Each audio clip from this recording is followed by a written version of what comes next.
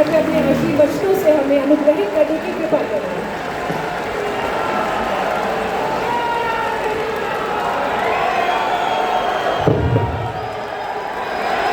मेरे साथ प्रचंड आवाज से बोलिए, भारत माता की, भारत माता की, वंदे। आज पूरी दुनिया में सबसे ज्यादा लोकप्रिय नेता और भारत के प्रधानमंत्री श्री नरेंद्र मोदी जी के जन्मदिन पर आप सब एकत्रित आए हैं। मैं आप सभी को सेवा पखवाड़े के इस कार्यक्रम की शुरुआत के लिए बहुत बहुत शुभकामनाएं देता हूं। इस मंच पर उपस्थित दिल्ली की लोकप्रिय मुख्यमंत्री श्रीमती रेखा गुप्ता जी, श्रीमान हर्ष मल्होत्रा, भारत सरकार में मेरे साथी मंत्री श्री प्रवेश वर्मा, जल मंत्री दिल्ली आशीष सूद, गृह मंत्री शिक्षा मंत्री दिल्ली श्री सिरसा जी, पर्यावरण मंत्री दिल्ली श्री रविंद्र इंदिरा जी, कोऑपरेटिव मिनिस्टर दिल्ली श्री पंकज सिंह जी, स्वास्थ्य मंत्री दिल्ली कपिल मिश्रा, विधि और न्याय मंत्री दिल्ली और मंच पर बैठे हुए हमारे सभी सांसद बहन बांसुरी स्वराज, श्री प्रवीण खंडेलवाल, श्री रामवीर विदुड़ी जी, कमलजीत सहरावत जी, श्री मनोज कुमार तिवारी जी, योगेंद्र चंदोलिया जी, दिल्ली के महापौर राजा इकबाल सिंह जी, श्री धर्मेंद्र जी, मुख्य सचिव दिल्ली, और आज त्यागराज स्टेडियम में खींचो खींच भरकर आए हुए मेरे प्यारे दिल्ली वासियों को मेरा प्रणाम, राम राम।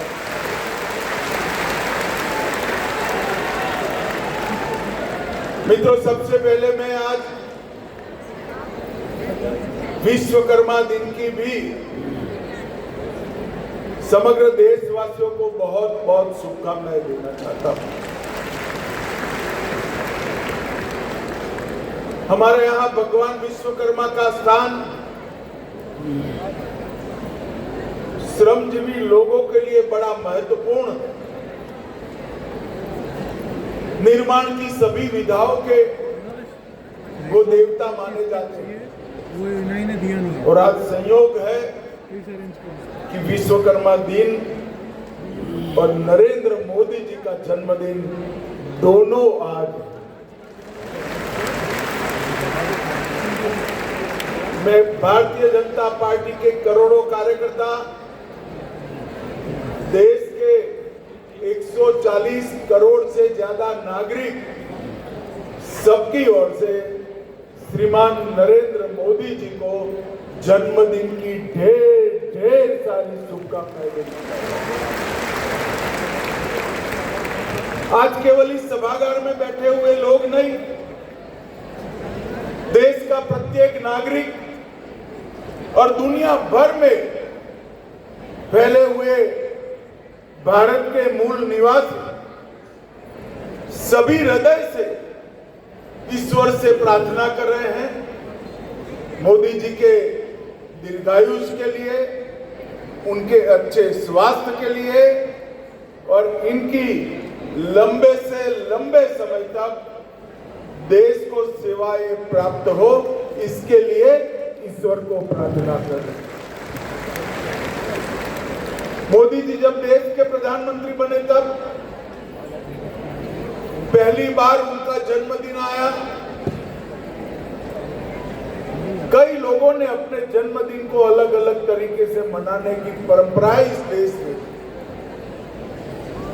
पार्टी की एक टीम बैठी, उन्होंने तय किया कि कैसे मोदी जी का जन्मदिन मनाएगा, जो व्यक्ति के जीवन का क्षण क्षण और शरीर का कण कण मां भारती की सेवा में लगा हो, उसका जन्मदिन सेवा पखवाड़े के नाम से मनाने का तय है। और 11 साल से पूरा हिंदुस्तान 17 सितंबर से लेकर 2 अक्टूबर तक ये सेवा पखवाड़ा मनाने का काम करता है। और सेवा पखवाड़े के निमित्त देश भर की कई राज्य सरकारें, भारत सरकार, कई सारे म्युनिसिपल कॉर्पोरेशन, ढेर सारे जिला पंचायत, तहसील पंचायत, ग्राम पंचायत न केवल सफाई का काम करते हैं, जन उपयोगी गरीबों के कल्याण के लिए ढेर सारी योजनाओं की शुरुआत की गई। और आज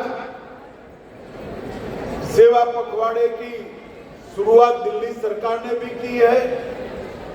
और आज 17 सितंबर को 17 जन कल्याणकारी योजनाओं का शुभारंभ यही आप सभी के सामने हुआ। जिस व्यक्ति का महान भारत का संकल्प समग्र देश को ऊर्जा देता हो, जिस व्यक्ति ने गरीब कल्याण का जो संकल्प लिया, उससे देश के 60 करोड़ से ज्यादा गरीबों को घर, बिजली, घर में शुद्ध पानी, शौचालय, गैस का सिलेंडर, प्रति व्यक्ति 5 किलो अनाज मुफ्त और 5 लाख तक की स्वास्थ्य की सुविधाएं फ्री मिली हो, वो व्यक्ति के सेवा पखवाड़े में हर व्यक्ति के कल्याण की चिंता करना, ये भारतीय जनता पार्टी ने एक नई परंपरा से। और 11 साल में मोदी जी ने 60 करोड़ गरीबों को न केवल सुविधाएं दी, उसमें से 25 करोड़ गरीबों को गरीबी रेखा से बाहर लाने का काम किया। और पहली बार आजादी के बाद गरीबों की जो सूची बनी थी, गरीबी की रेखा के नीचे जीने वालों की, वो सूची में कटौती होने की शुरुआत अगर किसी ने करी तो भारतीय जनता पार्टी के नेता नरेंद्र मोदी। 25 करोड़ लोग गरीबी की रेखा के ऊपर उठा लेना और 60 करोड़ गरीबों के जीवन में प्राथमिक सुविधाएं देना, ये बहुत बड़ा प्रयत्न है और बहुत बड़ा संकल्प है। अभी रेखा जी बता रही थी कि मोदी जी ने कभी भाजपा सरकार है या अन्य सरकार है इसका भेदभाव नहीं किया। दिल्ली को जो कुछ भी मिलना चाहिए था उससे ज्यादा ही दिया। भले श्री केजरीवाल की सरकार यहाँ थी, रेखा जी, मोदी जी ने तो कभी भेदभाव नहीं किया, मगर पहले जो सरकार थी वो भेदभाव करती। मोदी जी एक योजना लेकर आए, 5 लाख रुपए का स्वास्थ्य का बीमा हर व्यक्ति को, हर परिवार को 5 लाख तक की सारी स्वास्थ्य सुविधाएं फ्री ऑफ कॉस्ट देने का संकल्प, मगर यहां पर वो सरकार ने लागू नहीं किया।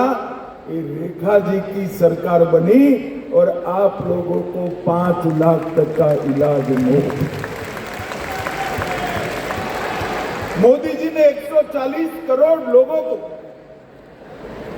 अपना परिवार माना और पूरा जीवन इनके कल्याण के लिए इन्होंने समर्पित किया।